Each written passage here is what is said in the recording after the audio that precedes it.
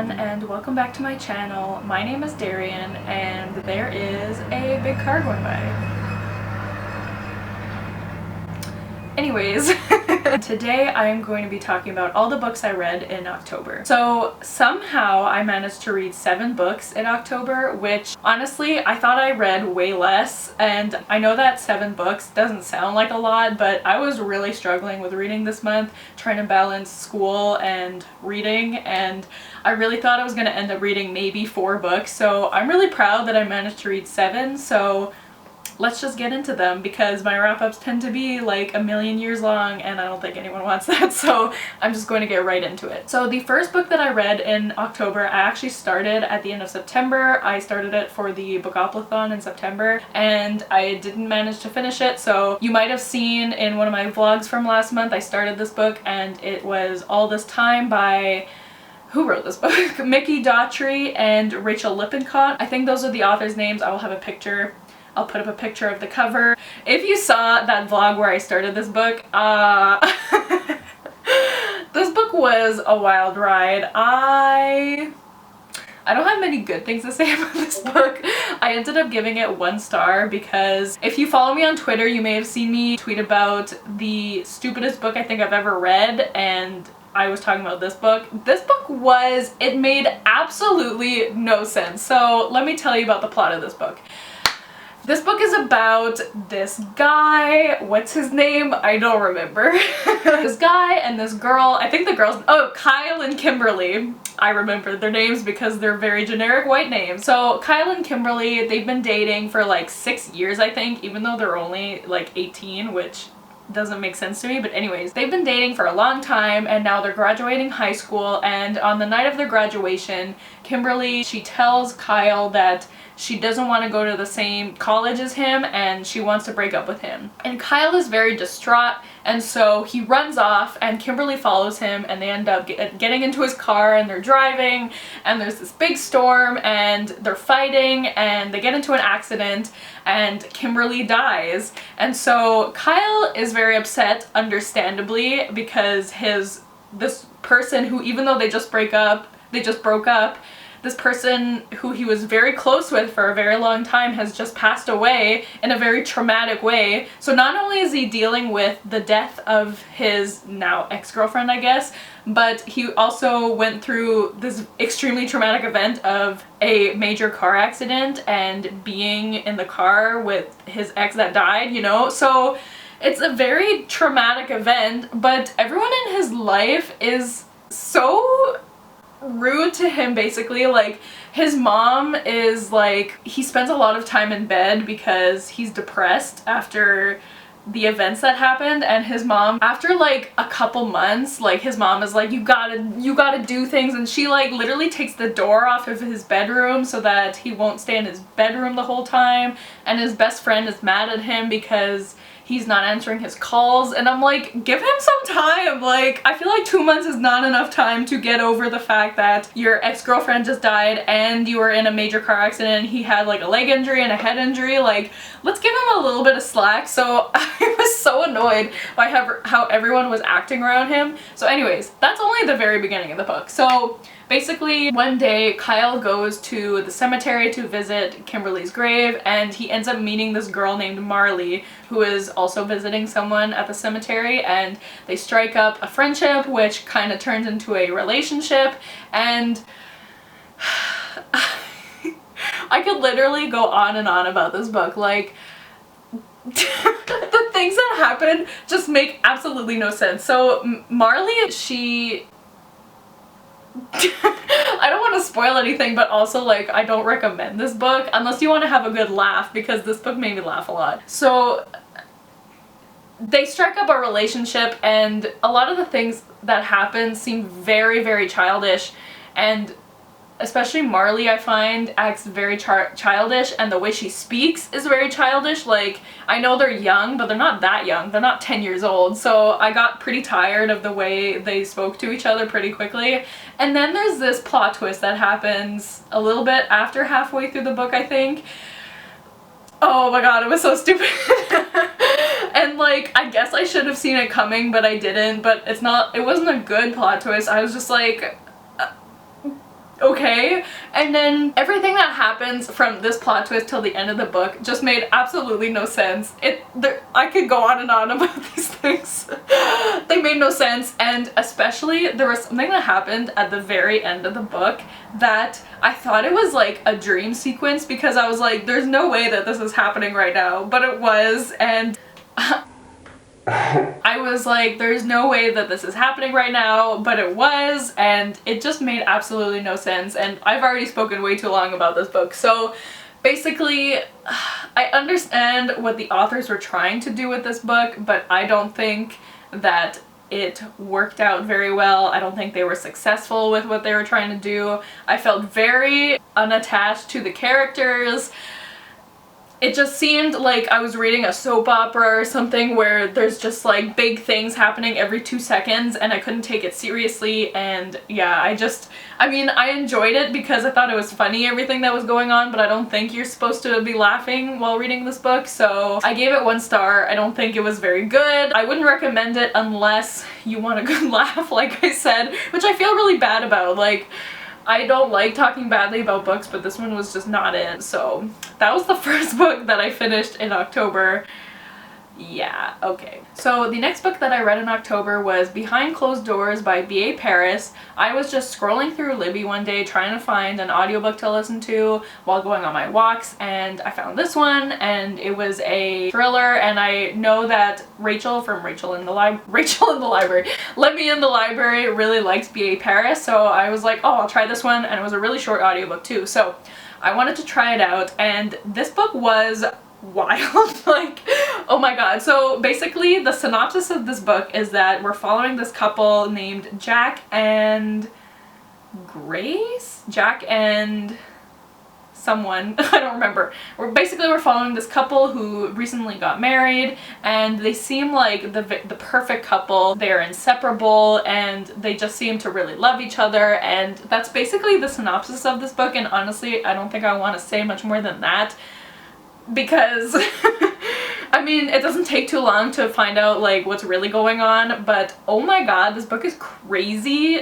It's just so creepy, and it was the perfect book to read in October, honestly, because it definitely gave me the creepy vibes. Like, I can't say too much because I don't want to spoil anything, but like, I would be walking and listening to this book, and I couldn't stop myself from like reacting to it. I'd just be like like, I hope no one saw me walking, because they'd just be like, is she having a stroke? Because like, I couldn't help myself but like actually react to what was going on.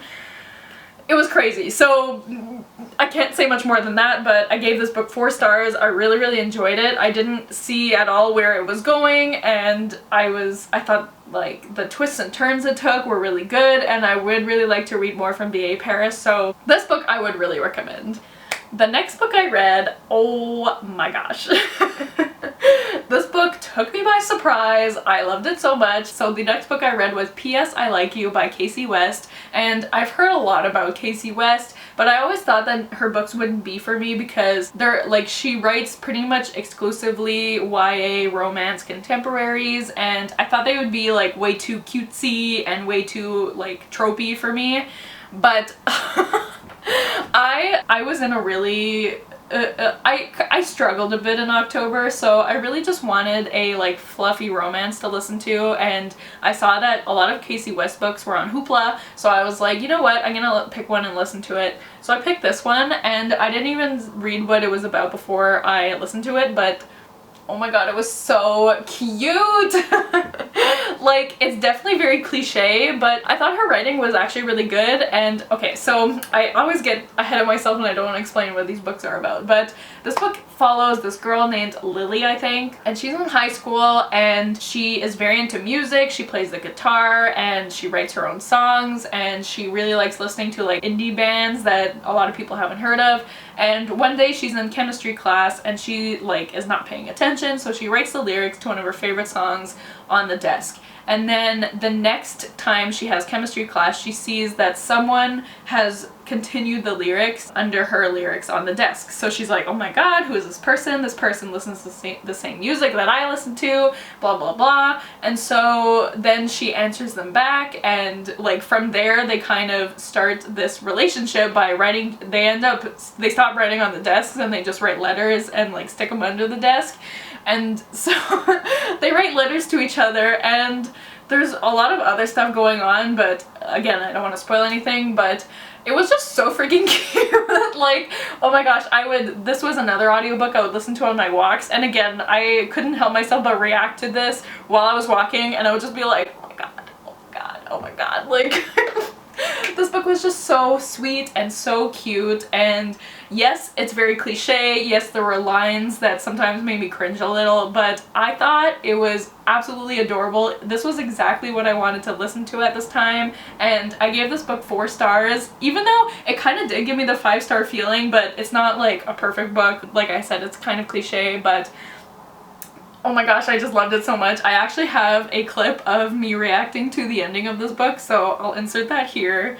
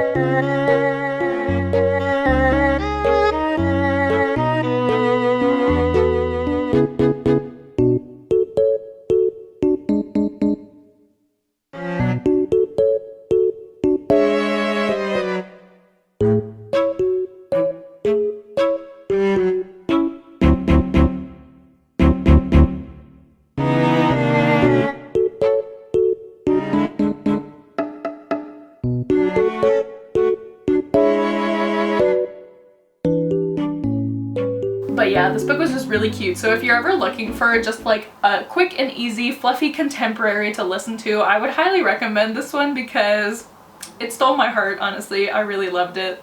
Okay, the next book that I read in October, this book took me forever to read. Like, it felt like I was reading this book for months. I started it at pretty much the very beginning of October, and it took me like 3 weeks to read, maybe even more.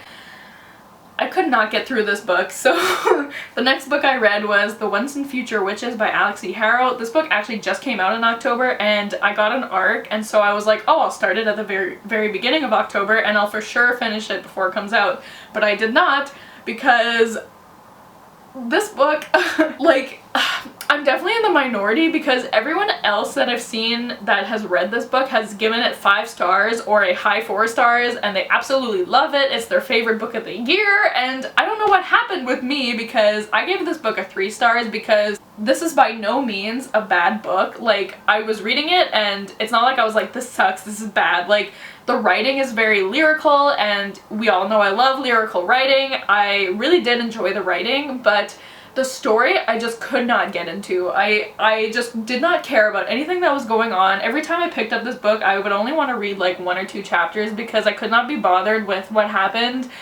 And honestly, I might have DNF'd this book if it wasn't an ARC, so I don't know.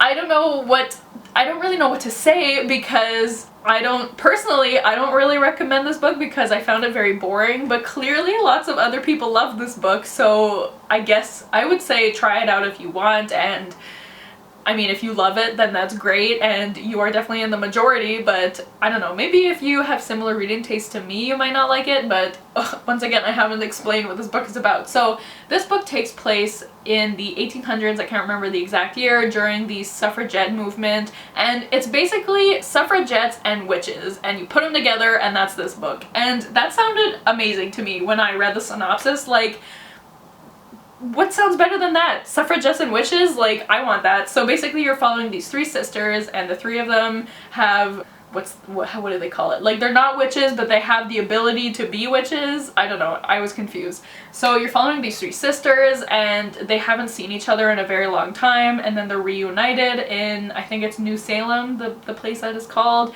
and they have to stop this evil force, and there's lots of stuff going on. I don't remember, honestly. Like, I feel like I've blacked this book out because I just could not be bothered with it. And I feel really bad because, again, everyone loved this book except for me, I guess, but I found this book very character driven and not so much plot driven, which it's weird to say that because a lot of things do happen, but this book is very much about the characters, and I found I just did not care about the characters as much as I should have. I did really like the youngest sister, Juniper. I found her very interesting and I loved following her, but the other two, I felt like I wanted more from them. The oldest sister, I really did not like following her perspective. I found her really annoying, which is such a shame because I found I'm probably the most similar to her, but I don't know, I didn't really like her that much. And the middle sister, I found there was just not enough development for her for me to care about her, which again is unfortunate, but I don't know. So I just did not care about what was going on in this book, and this book kind of put me in a slump because I never felt like reading because this was the book I had to finish because it was coming out. All that to say, I don't know if I made any sense talking about this book, but if you think you have similar reading taste to me, then maybe you won't like this book very much, but everyone seems to love it, so I would say still try it out. I do want to try reading Alex E. Harrow's other book, 10,000 Doors in January, although I have heard mixed things about that book, but I still really want to read it and see if I would like that one better. But I'm kind of worried since that was her debut and I didn't like her second book, so will I like her debut more? I don't know, but yeah, this book just was not for me, so yeah, that's why I give it 3 stars, because I think it is a good book, it just wasn't for me, so I felt like a 3-star rating was the way to go, so yeah. Okay, the next book I read was another Casey West book because apparently I'm a Casey West stan now, and that was On the Fence by Casey West. And this book I did not like as much as P.S. I Like You. I still liked it. I gave it a 3.5. Honestly, it'd probably be closer to like a 3.25 because I feel like 3 is too low, but like 3.5 seems too high. But anyways, so this book is another fluffy YA contemporary romance. We're following this girl, Charlie I think is her name, and she is your very stereotypical tomboy. She has 3 older brothers and she's definitely like one of the guys, kind of. She's very into sports, she doesn't wear feminine clothing, she doesn't wear makeup, she doesn't know what makeup is. Like, this book was very much the not like your other girls trope, and that got on my nerves sometimes because this book really reminded you a lot that she's a tomboy. She doesn't know what normal girls wear, and she doesn't know what guys like because, or she doesn't know what guys like in girls because she's not like your other girls. She's a tomboy. Like,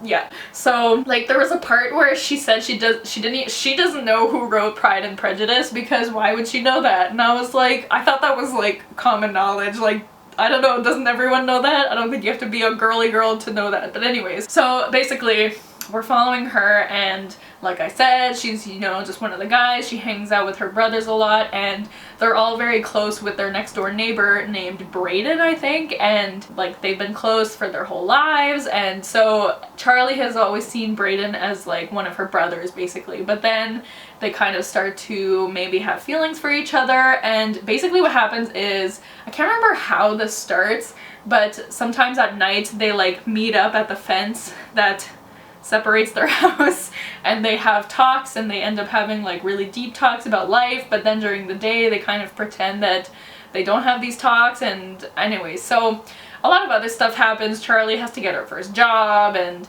you know, she starts discovering maybe that she actually likes more feminine clothing, but she still wants to be a tomboy, and there's just a lot of stuff about that. So this one I didn't like as much because I was getting kind of tired of hearing about how much of a tomboy she was. Like, obviously it's fine if you're a tomboy, but like I got it. Like, she's a tomboy. Like, you don't have to tell me so often.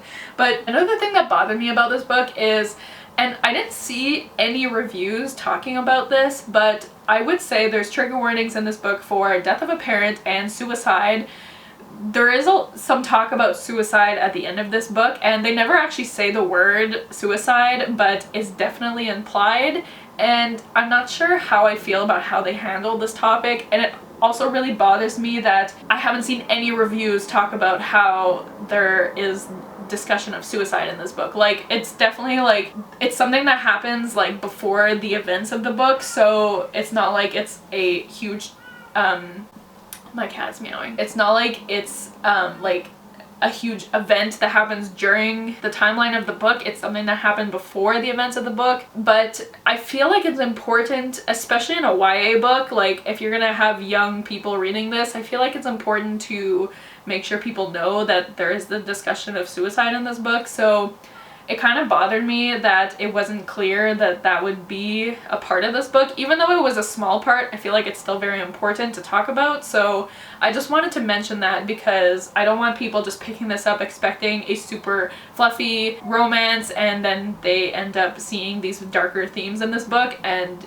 be triggered by that. So I did want to mention that, and I'm not sure how I feel about how they talked about that, or how Kasie West talked about that in the book. So I do want to mention that, but yeah, this book was still, in terms of the romance, this book was still very cute, and I was very satisfied with the romance in this book, but there were just other elements that I kind of had an issue with. So yeah, I gave this book 3.5 stars, and I still really want to read more of Kasie West's books. Okay, the next book I read in October was The Kind Worth Killing by Peter Swanson. I read this for the Whiners Book Club, which is a book club I co-host with a bunch of my friends here on BookTube. I will leave our live show linked down below if you guys want to check it out. It was on my channel, and we had a lot of fun discussing this book because this book was another crazy book. Like, oh my god, the things that happen in this book, I don't even know. So basically, all I'm gonna say is this book is about this guy who he is at the airport one day and he ends up meeting this woman, and they kind of just start talking, and he talks about how he recently discovered that his wife is cheating on him, and he kind of makes a joke that he wants to kill her, and this woman that he just met is like, oh, I can help you do that, and then they kind of start planning to kill his wife, and that's all I'm gonna say because there is so much more that happens in this book. Like, there is a huge plot twist, basically 40% around into the book, that I did not see coming at all, and it kind of changes everything about the book. So I would definitely go into this book as blind as possible because I really enjoyed the experience of reading this book because I had no idea where it was going. Like, I found the beginning, I was like, okay, like, you know, they're gonna plot to kill his wife and probably something's gonna happen that might change that, but like